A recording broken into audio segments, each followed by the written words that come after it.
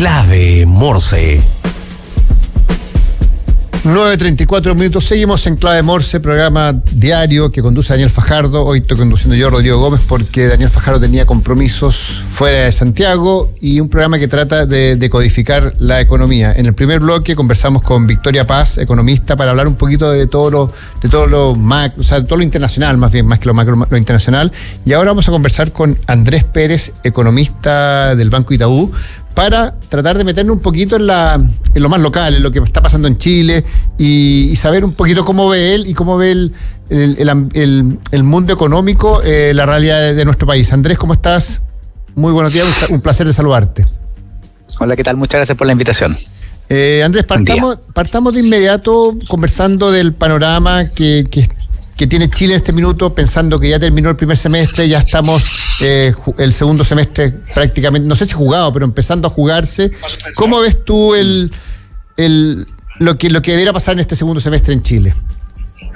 Gracias. A ver, primero que todo, muchas gracias por la invitación a participar. Y creo que hay que recordar un par de cosas acá al iniciar la discusión.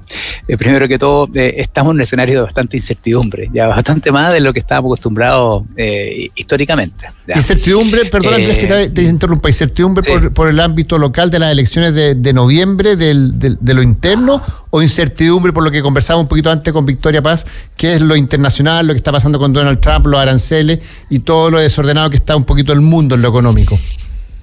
Mira, gracias. Yo creo que me refería más bien a lo que ya hacía referencia a Victoria, ¿cierto? O sea, en el sentido de que, mira, la gran mayoría de los economistas, cuando llegó el Día de la Liberación, el 2 de abril en Estados Unidos, ¿ya?, donde se anunciaron estos sendos aranceles, muchos pensábamos que esto iba a llevar en el corto plazo un deterioro importante en la perspectiva de crecimiento de las economías emergentes, tanto por un deterioro en la perspectiva de crecimiento de los principales socios comerciales de Chile, por ejemplo, pero también a través de un ajuste más abrupto en los precios de los commodities, ¿cierto?, del cobre.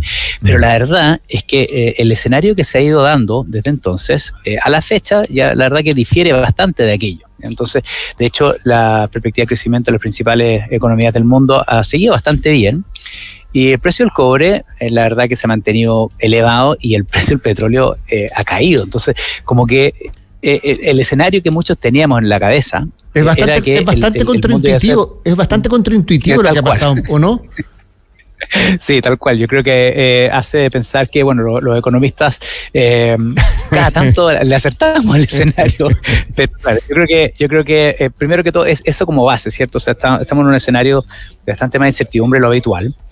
Y segundo, mira, la economía chilena durante el primer semestre, especialmente durante el primer trimestre, tuvo un desempeño mejor de lo esperado, derivado de algunos factores transitorios que ya de por cierto se están empezando a moderar.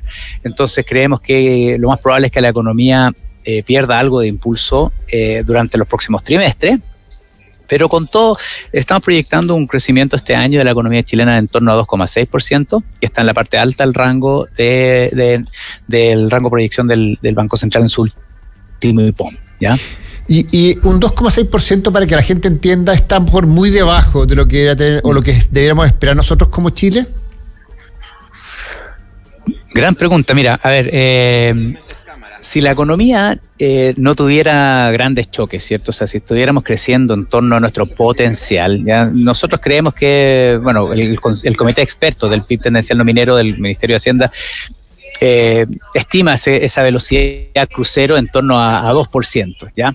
Entonces este año creceríamos algo por encima de ese potencial, también, por cierto, con un impulso relevante de la producción minera, que después de varios años de esta presión bajista que tenemos en la ley del mineral, estamos teniendo un crecimiento importante, ¿ya? Eso, por cierto, es una buena noticia, pero de nuevo, yo creo que mirando una perspectiva más amplia, ¿ya?, yo creo que la economía chilena debiese de crecer bastante más que este 2%, ¿ya? O sea, la verdad que hemos ido agregando distintas dificultades por ejemplo, para realizar el proceso de inversión, entre otras cosas, que hace que la velocidad crucero, bueno, que ya no seamos tan ágiles como éramos antes. Que recordar que hace 10 años la economía, esa velocidad crucero se estimaba algo por encima de 3%. Entonces, por cierto, ¿qué significa? ¿Que la economía crezca menos? Bueno, significa que son menos oportunidades de empleo, menos oportunidades de crecimiento en los salarios, entre otras cosas. Cuando nosotros, tú dices, vamos a tener un crecimiento anual del 2,6%, que es la parte alta de la proyección del Banco Central, cuando uno se mira con la región, primero, ¿cómo es ese número? Y después cuando nos miramos con la OCDE, porque tengo la sensación que este año no es un año de mucho crecimiento en general en el mundo, a excepción de Argentina, que venía de una base muy baja. No veo muchos países creciendo mucho, o me equivoco. Bueno, en la región tenemos casos bien diversos. Tenemos, por ejemplo, nuestros vecinos en Argentina que vienen después de una contracción importante el año pasado, este año debiesen de crecer en torno al 5%. Después ya tenemos otras economías, por ejemplo, Paraguay, que también va a crecer por encima del 4% este año. Ya. Perú debiese estar creciendo en torno al 3%, que es como su potencial. Entonces yo creo que desde ese punto de vista no es un crecimiento que es muy favorable, ¿ya? Ahora, yo creo que una característica que se vislumbra para este ciclo en Chile es que, bueno, vamos a tener 2 años de crecimiento por encima del potencial, ¿ya? Algo por encima del potencial, pero lo más probable es que sean años de recuperación sin grande recuperación del empleo, ¿ya? Y yo creo que eso es una característica distinta de lo que se observa en otras economías. En Chile la tasa de desempleo está algo por encima de lo que se considera la tasa natural de desempleo, en contraste con otras economías de la región, ¿ya?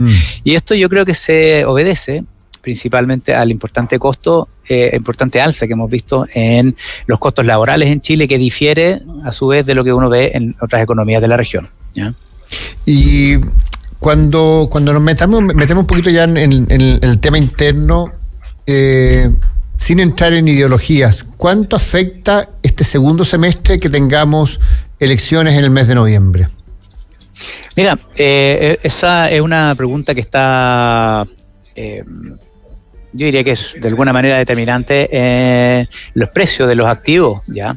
Pero más allá de si gana un lado o el otro, yo creo que hay una cierta sensación de más neutral hacia Chile, considerando que todas las candidaturas están señalando la importancia que hay sobre el crecimiento, ¿ya? Entonces ahora viene la segunda parte, que viene como bien aterrizar ese objetivo de mayor crecimiento en propuestas concretas, pero yo creo que el hecho que ya no estamos hablando, por ejemplo, de importantes cambios en las reglas del juego, incertidumbre institucional que se observó durante la discusión, durante la elección anterior.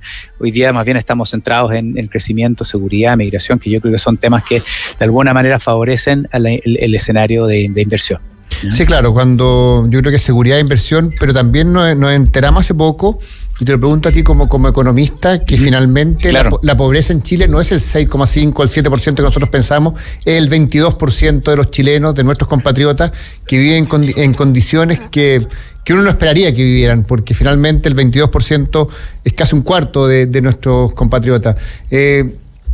¿Cómo un proyecto económico puede ir a ayudar y puede ir a salvar definitivamente a esa gente que vive en condiciones tan malas?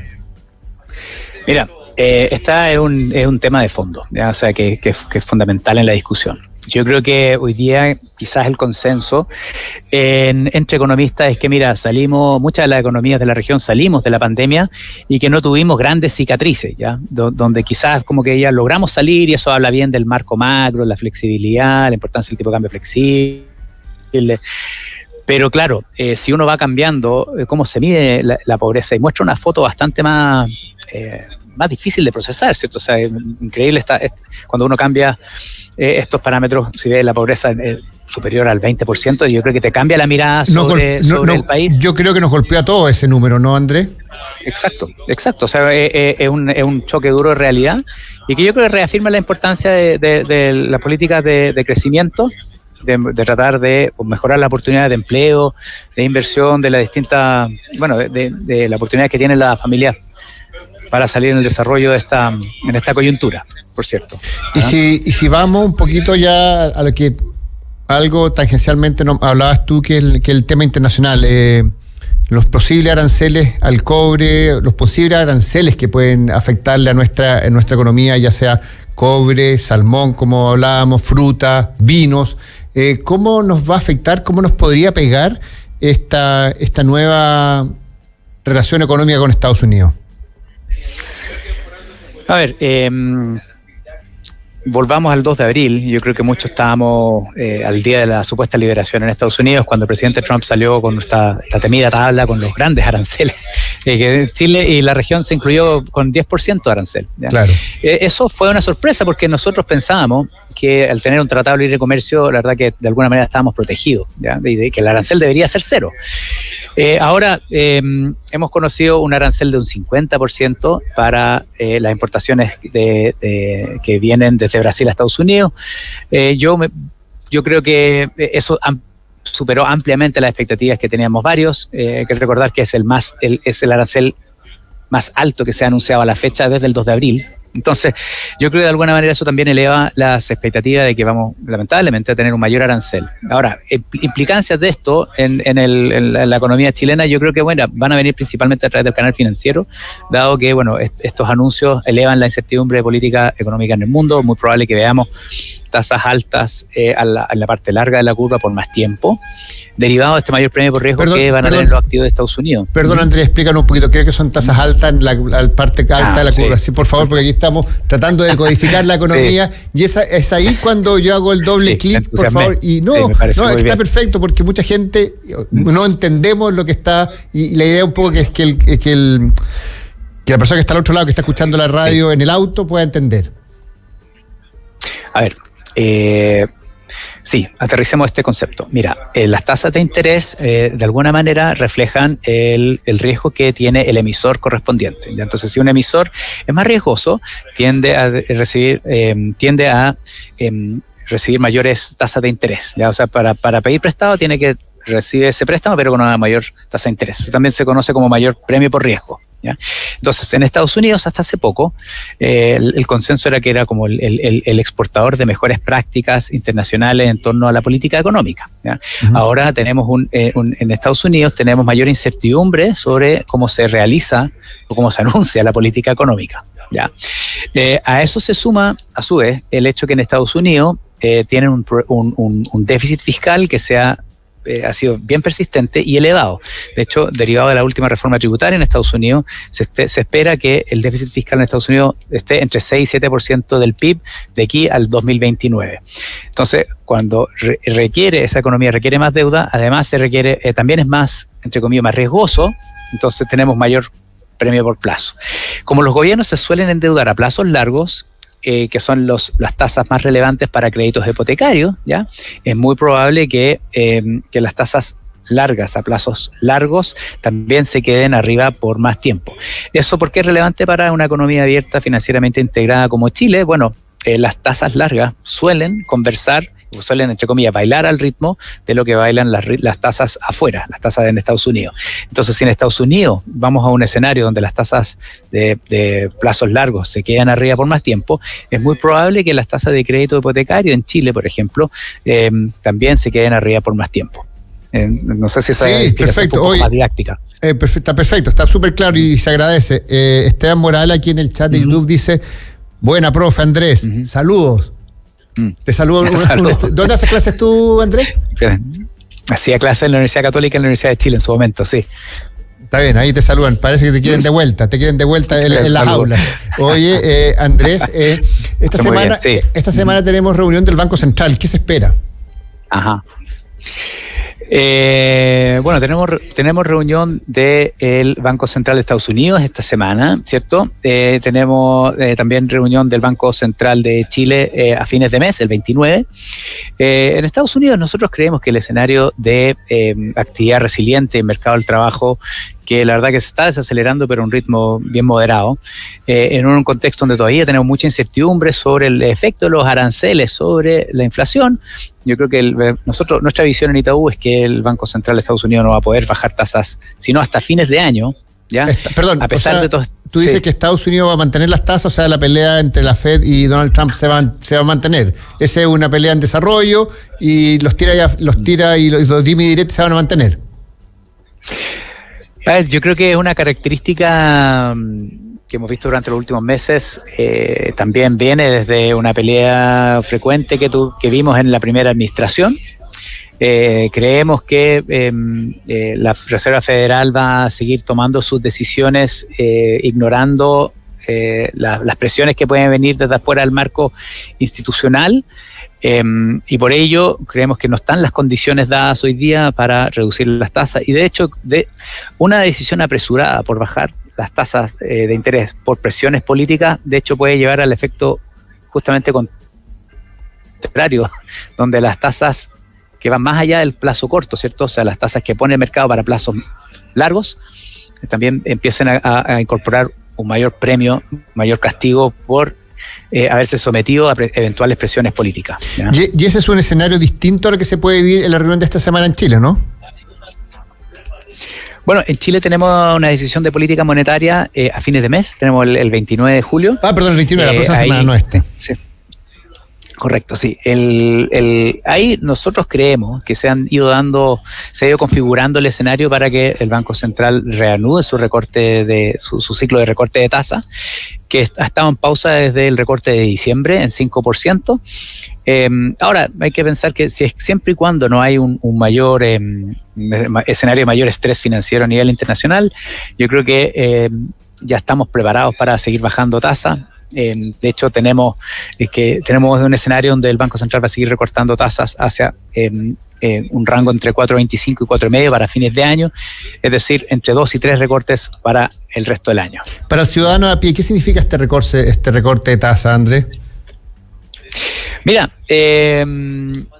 las tasas de mercado, es decir, para aquel que esté interesado en obtener un crédito de consumo, por ejemplo, o por ejemplo algún empresario que esté buscando algún crédito comercial, en general la transmisión de lo que realiza el Banco Central en su movimiento de tasas, en general se traduce bien rápido en la reacción de las tasas de mercado. Entonces, en la medida que el Banco Central vaya reduciendo su tasa, es muy probable que aquellos que estén interesados en obtener un crédito hipotecario, disculpen, un crédito de consumo, un crédito comercial, pueden obtener mejores condiciones. Se puede dinamizar un poquito, se puede acelerar un poquito el tema económico y el tema del consumo, pero es distinto porque la gente que quiere comprarse una casa siempre dice, oye, van a bajar las tasas, me van a bajar las tasas del crédito hipotecario. Eso no es tan así, ¿no es cierto? Mira, las tasas de crédito hipotecario, la verdad que son determinadas principalmente por factores distintos a la tasa de política monetaria de corto plazo. La tasa de política monetaria es justamente una tasa de cortísimo plazo, mientras que la tasa de crédito hipotecario son determinadas por factores que van más allá de aquello, y son tasas, por ejemplo, que en horizontes de 10, 15, 20, 30 años, por ejemplo. Entonces, la verdad que eso tiende a conversar, o más bien ser determinado por otros factores distintos a la tasa de política monetaria, pero los créditos más cortos, ¿cierto?, en términos de duración, tales como créditos de consumo o los créditos comerciales, eso sí tienden a tener una mayor relación más rápida también de movimientos de la tasa de política monetaria. Andrés, y de aquí a fin de año, ¿qué otra cosa tú crees que puede ser importante para nuestra economía como para poner el ojo y fijarnos y tener... Yo trato de ser siempre de mirar la mitad del vaso lleno y ser optimista para tratar de tener un buen cierre de año? Mira, yo creo que en lo interno, yo creo que va a ser fundamental revisar las propuestas de crecimiento económico que se vayan proponiendo en el marco del ciclo electoral, ¿ya? Los programas, digamos. ¿Y quiénes van a liderar estos proyectos económicos? Tal cual, porque yo creo que, mira, la inversión en Chile lleva varios años alicaída, ¿ya? Finalmente este año debería empezar a recuperarse por la parte de la inversión minera, ¿ya? Pero la verdad que el resto de la economía, la inversión no minera, está relativamente apagada. Entonces yo creo que en la medida en que se vayan fortaleciendo las expectativas de la importancia del crecimiento económico, la importancia de la inversión, podemos ver la entrada de un ciclo más virtuoso, de mayor inversión, mayor empleo, mayor crecimiento. ¿Ya? Entonces yo creo que eso es lo fundamental. Y en el escenario externo, yo creo que lo fundamental va a ser ver no solamente la Reserva Federal, de cuando ellos empiezan a bajar tasas, sino también, mira, cómo va evolucionando el escenario del precio del cobre, que ha tenido un buen desempeño. Estamos en precio histórico hoy día, 5,66. Tal cual. Entonces, bueno, eso da para pensar también, ¿cierto? O sea, si es que el precio del cobre está en estos niveles, ¿por qué no deberíamos estar creciendo bastante más, ¿cierto? O sea, yo creo que yo creo que es momento de hacerse las preguntas incómodas acá. Sí, claro, porque con un cobre a ese precio, las arcas fiscales a fin de año van a estar bien, ¿no? Mira, venimos de un año de un déficit fiscal el año pasado que estuvo por encima de lo que era coherente con la meta de su momento. Y esto debido no tanto por más gastos, sino principalmente porque los ingresos han estado bastante por debajo de lo esperado. Pero eso ya se está recuperando. Para este año tenemos una proyección de un déficit fiscal de 2 puntos del PIB. Hay que estar atentos en esta semana. De hecho, el miércoles la autoridad, ¿cierto? El Ministerio de Hacienda junto a la Dirección de Presupuestos va a actualizar su informe de finanzas públicas con proyecciones actualizadas del déficit, de la necesidad de financiamiento, el escenario mediano plazo. Entonces eso yo creo que es importante. Y claro, por cierto, mayor precio del cobre ayuda a las arcas fiscales, pero de nuevo, lo determinante en Chile para los ingresos, justamente el ciclo de actividad económica, y por ello mencionaba anteriormente la importancia de la recuperación de la inversión. Andrés Pérez, economista del Itaú, muchas gracias por esta conversa, muchas gracias por la claridad, muchas gracias, le sale lo profesor que lleva en el alma que lleva, y es muy bueno porque en Clave Morse tratamos de codificar la economía, y siempre es importante gente que tenga los conocimientos y la claridad para expresarlo a todo el mundo. Muchas gracias, Andrés. Muchas gracias, un gusto, que les vaya bien. Chao, chao. Chao, que estés bien. Ahí estaba Andrés Pérez, economista del Banco Itaú, revisando un poco lo que fue el primer semestre, lo que viene el segundo semestre, el ámbito internacional, lo que va a pasar en agosto con los aranceles de Donald Trump y la lucecita de esperanza que tiene la economía para el segundo semestre de nuestro país, un poco también marcado por lo que van a ser las elecciones del mes de noviembre, que hay elecciones presidenciales, quiénes van a ser cuáles son los planes económicos de cada uno de los candidatos y quiénes van a ser las personas que van a liderar esos proyectos económicos. Son las 9:56 de la mañana, estamos llegando al final de esta edición de Clave Morse, programa que conduce Daniel Fajardo todos los días. Hoy lo estoy reemplazando yo, Rodrigo Gómez, así que nos encontramos mañana, que estén bien. Los dejamos ahora con Emprender es Clave, programa que conduce María José García. Que estén bien, chau.